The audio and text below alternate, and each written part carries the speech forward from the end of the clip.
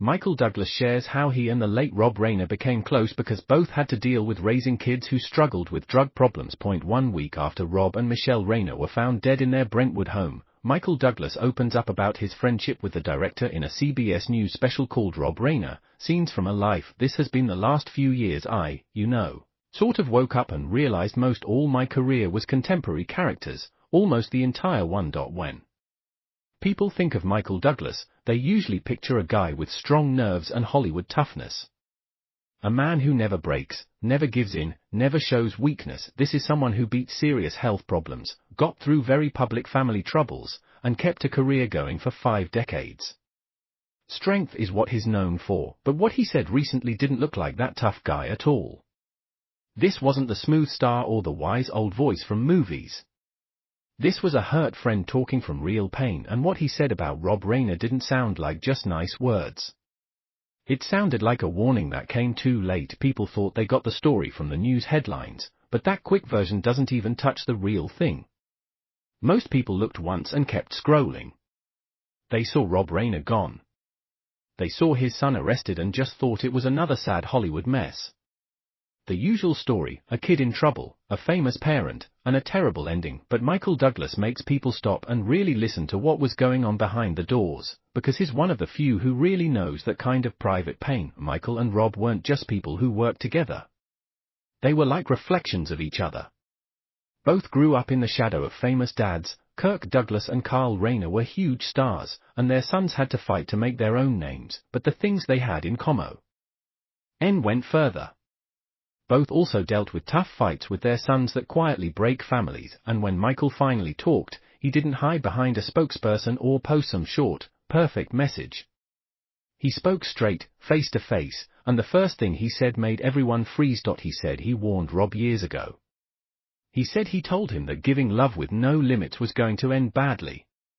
That one line shocked people. We grow up thinking love can fix anything, especially in families.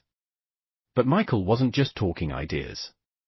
He was talking from what he lived through. He opened up about the real life in that Brentwood home, a life many guessed at but no one said out loud. The actor shared in the December 21st special how he and Reiner leaned on each other during their kids' battles with drug addiction, sharing about his son Cameron Douglas. I also had a son who had drug issues.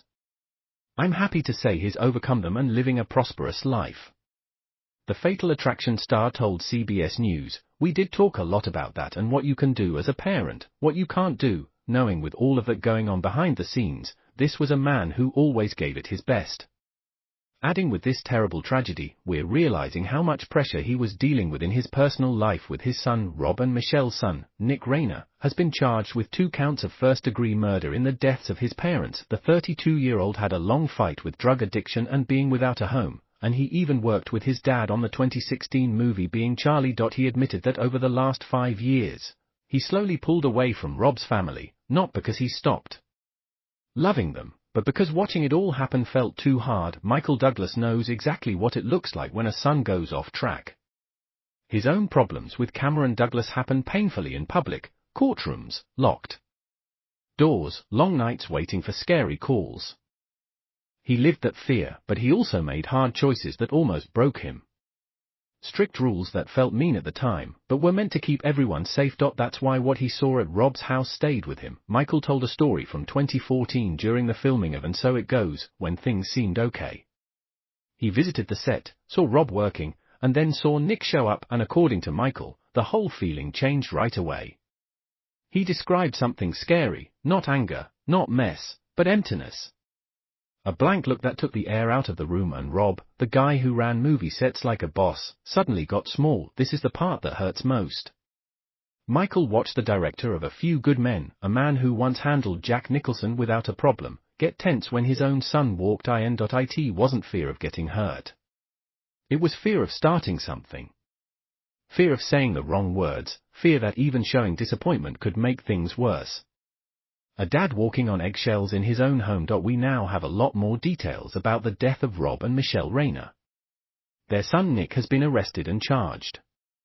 He's being held on $4 million bail, and he's now got a lawyer, Alan Jackson, who was Karen Reed's lawyer. Nick was supposed to appear in court, but he has not been medically cleared yet. Now his lawyer Alan says that this is just procedural and that they expect him to be cleared any day, but reports have also come out that he's currently on suicide watch in the prison. No word yet who is paying for Alan Jackson to be Nick's lawyer, but he is extremely respected and extremely expensive. Like I said, he's represented Karen Reed, but he's also represented Harvey Weinstein and Kevin Spacey. There's also been footage of Alan Jackson, Nick's lawyer, arriving at Rob and Michelle's home today. He's going to have to go through the home, the whole crime scene with his legal team, and Here were a ton of news crews and paparazzi capturing every moment of his visit. Michael pulled Rob aside that day and asked him who was really in charge at home. Rob didn't answer fast. He looked down and said Nick was going through a lot and they just needed to get through it. That's when Michael realized Rob was stuck in what he called toxic hope, believing love by itself would fix it all. But the most upsetting details came when Michael talked about the weeks before it all ended. This wasn't a sudden thing no one saw coming. According to him, it built up slowly and everyone ignored it. 3 weeks before Rob died, he tried calling Michael late one night. Michael missed it and called back the next morning. Rob sounded happy, talked about work, brushed everything off, but looking back, Michael thinks that call meant something else. He thinks Rob was right at the edge, finally ready to ask for help in a new way. And the chance slipped away. Michael Douglas didn't hold back when he talked about the moment things changed, the point where Rob Reiner was finally going to set a firm rule. According to Michael, Nick sensed it coming long before anyone spoke it. And that's where the real stress was. The tragedy, in Michael's eyes, isn't that Nick suddenly snapped. It's that he saw the safety net was about to get pulled after years of no rules. That realization makes people face something hard: money. Nobody likes talking cash with sadness, but in Hollywood, money changes it all. Michael was straight and didn't apologize. He said Rob wasn't just paying bills. He was accidentally paying for chaos. Nick had access to money and things no grown 30-something should have without rules or watching. And this wasn't about spoiling or being kind. Michael called it emotional ransom, where Nick held his own life hostage. If the money slowed, threats came, going missing, talking about hurting himself, or hints about spilling family secrets. Rob and Michelle Reiner weren't paying for nice things. They were paying for calm days, for moments when nothing blew up. What made Michael really mad was the people who helped it keep going. He didn't name names, but he made it clear that folks close to the Reiners acted like Nick's actions were normal, brushed them off, called it artistic mood or creative ups and downs. Michael gave that a name: polite quiet that turns dangerous. He described a dinner that still bothers him. The Reiners were at Conan O'Brien's Christmas party on Saturday night, and Nick was there with them. People at the event said it was a really fancy party and Nick showed up acting strange, almost like he was high, just in a sweatshirt. They said he had weird talks with people, including Bill Hader, and got into a big argument with his dad, Rob, and soon after Rob and Michelle left, reports say Nick had been living in the guest house of his parents' home. But on Saturday night, instead of staying there, he was seen checking into a hotel using his credit card at 4 a.m. that morning. Eyewitnesses say there was no sign of a fight or violence with him when he came in. However, they said he seemed off the next morning, Sunday morning, when the staff went into his room. They said they found the shower full of blood and that there was blood on the bed and that the window in the room was covered with bed sheets. A moment where Nick lost his temper and threw a glass across the room over a small insult. Nobody stood up. Nobody made him leave. No police were called. Plate stayed full. I stayed down, and staff quietly cleaned up. Rob made a joke to make it okay. Michelle said sorry for Nick. Michael said that as the moment everyone let them down. He didn't make it soft. He said anyone who stayed sitting and acted like that was fine. Shares blame for how it ended. Seeing Michael Douglas get upset is rare. He's calm, careful, always thinks before he speaks. But when he talked about Michelle, that calm broke. Michael described Michelle as the one who kept things steady. Rob had the kind heart, but Michelle held the rules together, and according to Michael, that made her the biggest problem. She was the one starting to say no, pushing back, questioning the money and the emotional cost. He remembered a talk with her months before it all fell apart, her voice tired and thin. She told him something that hurt deep. She said, "I don't know who he is anymore." That line carries so much. It's when a parent sees the kid they knew is gone and a stranger has taken over. Michael thinks that hit her fully during the last fight. In his view, it was probably Michelle who stood strong that night, and that one no changed everything. That's the moment Michael thinks the tension went too far to fix. When the talk turned to the legal part, Michael's voice got different, calm, sharp, almost like a doctor. And that made it hit harder. He wasn't asking for pity or easy judgment. He wasn't using Nick's past as an excuse. He did the opposite. Michael said to focus on planning and what was meant to happen. He made it clear he doesn't think this was mix-up or not knowing. He thinks Nick knew exactly what he was doing, just like he knew how to control things for years. He pointed out things people missed, the quick giving up, the fast lawyer, the calm after. In Michael's words, that's not freak out. That's thinking ahead. He said those steps show someone protecting himself, not someone out of touch. Coming from a longtime family friend, that hurt a lot. It took away excuses before court even started.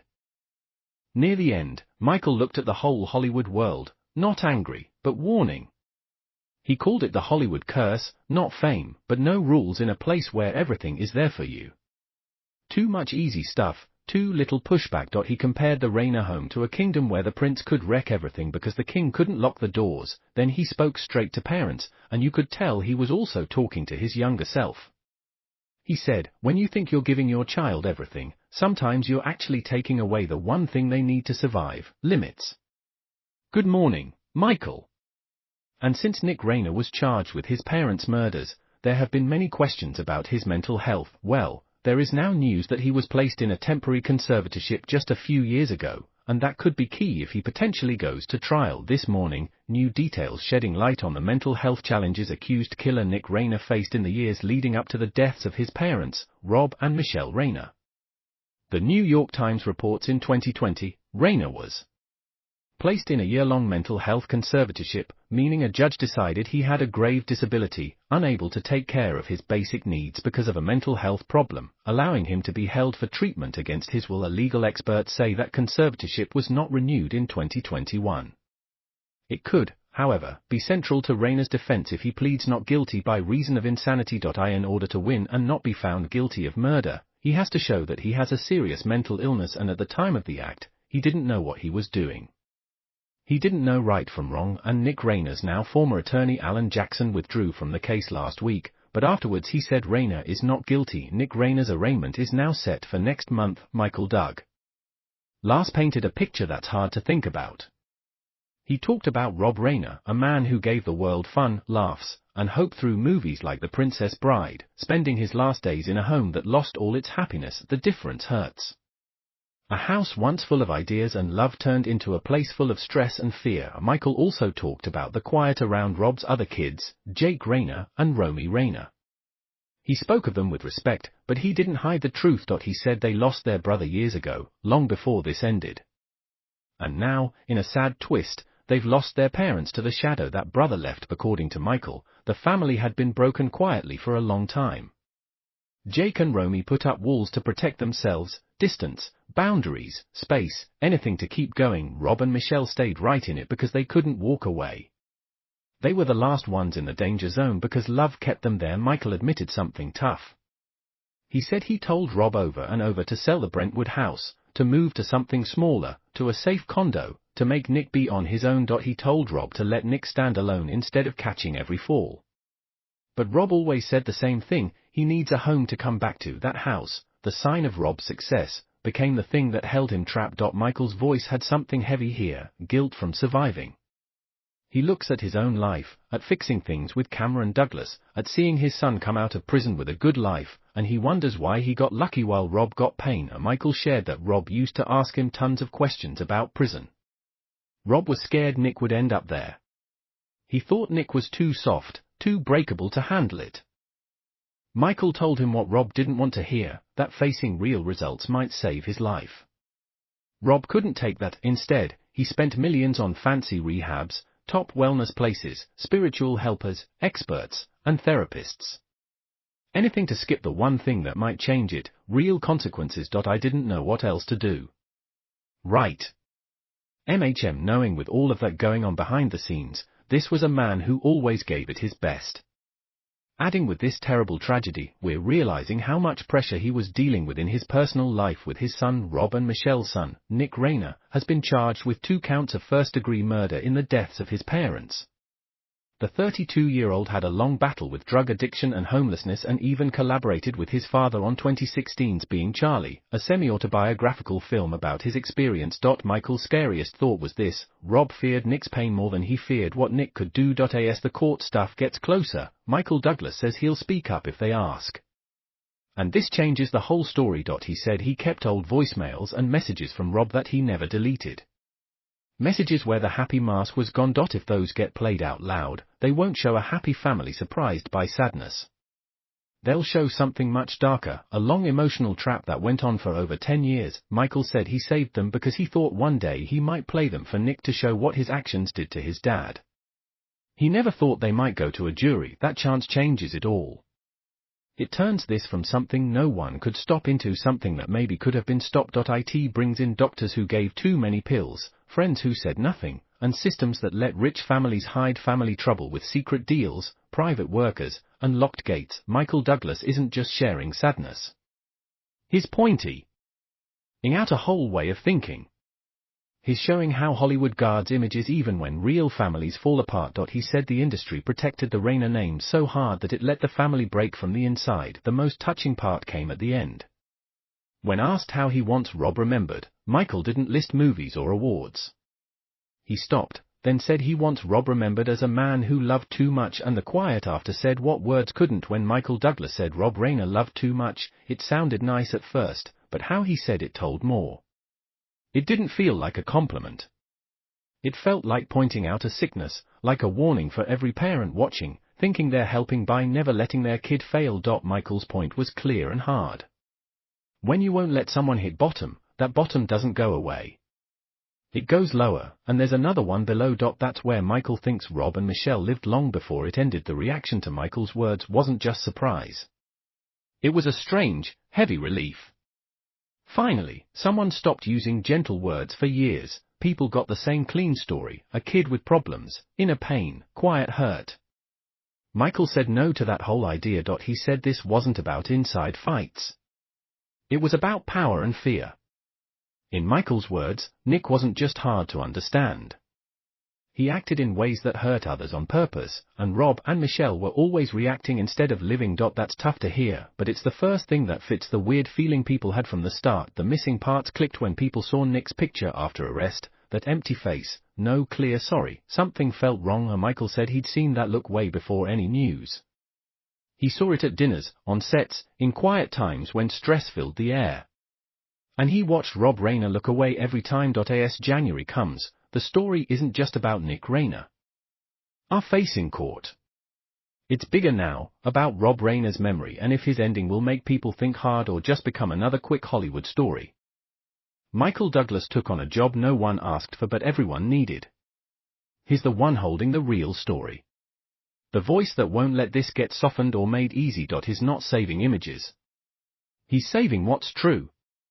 By doing that, he's standing up for his friend the only way left, making sure the world knows Rob Reiner didn't just die quietly. Michael thinks Rob was worn down slowly, emptied by patience, love, and hope stretched too far for anyone to handle. Michael used a word that stuck. He said Rob was spent, not beaten, not careless, spent. Used up by years of emotional stress and always being on guard. He said Rob gave everything until nothing was left. One thing Michael shared near the end won't leave people's thoughts. He talked about Rob's laugh. Everyone knew that laugh, loud, big, catching, the kind that made rooms feel warm and safe. Michael said he hadn't heard that laugh in 3 years. The last times they hung out, Rob was there in body but not really. His eyes kept going to his phone. His body jumped at noises. His energy stayed tight. Michael said Rob was already sad long before his life ended. He was missing the son he wanted while scared of the son right there. Living between hope and fear every day. That, Michael said, was the true tragedy. What happened at the end wasn't the start. It was the last line in a story written years before. Michael made it clear, if people only watch court news, they'll miss the big point. This isn't just about legal steps. It's about what happens when rules feel mean and waiting feels strong. And Michael Douglas isn't asking for anger. He's asking for people to see clearly. He wants parents to look at this honestly, to get that love with no ends doesn't always keep safe. Sometimes it slowly hurts, and as this goes on, Michael's warning stays in the air. Don't just watch what happens next. Understand how it got here.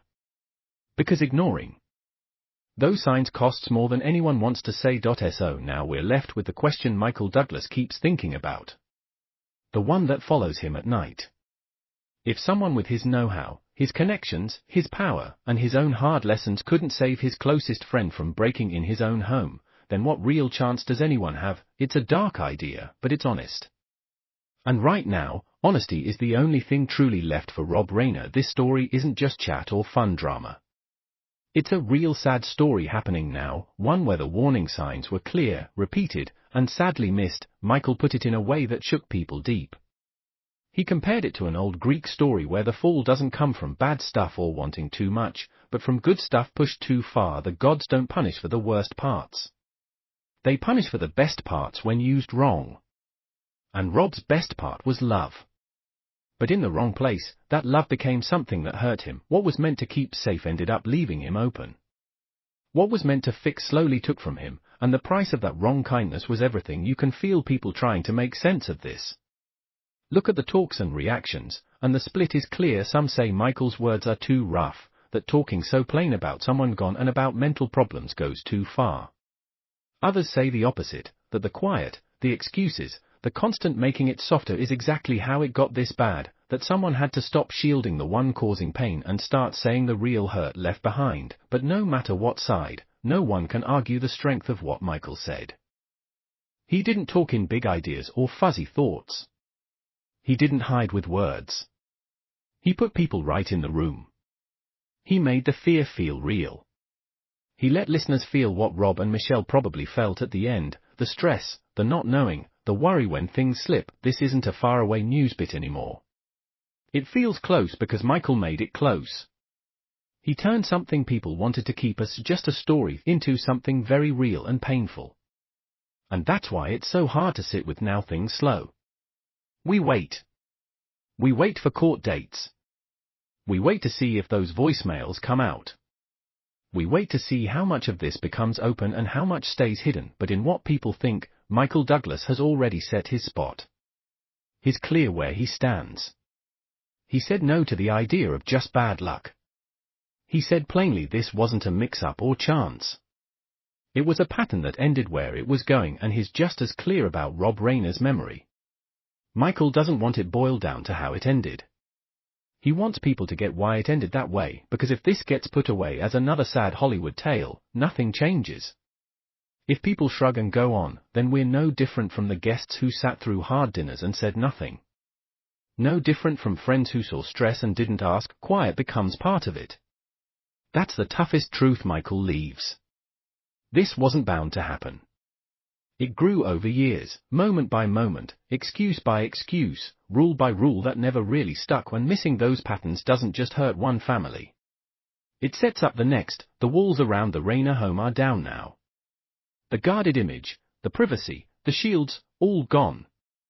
And what's left isn't just shock for fun. It's a lesson that will stay over this world for a long time. A reminder that love without ends can be risky, that waiting without real results can trap you, and that saving face should never cost saving. People. If this story made you think, if it changed how you look at things like this, make sure you like the video. It helps more than you know. Share it with someone who needs this view, and subscribe so you don't miss what's next. There's another video on your screen right now going deeper into celebrity stories told straight.